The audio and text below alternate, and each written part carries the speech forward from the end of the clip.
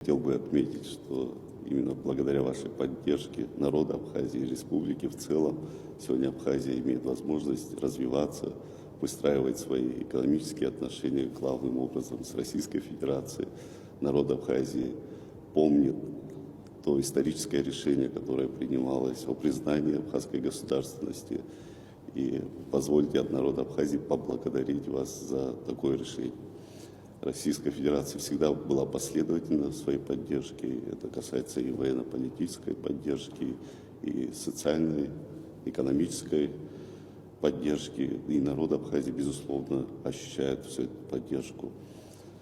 Со своей стороны, конечно же, понимаю всю ответственность, возложенную на меня народом Абхазии, и в рамках своей предвыборной кампании, в рамках своей деятельности государственной я всегда обращал приоритеты, конечно, безусловно, это сотрудничество с главным нашим стратегическим союзником.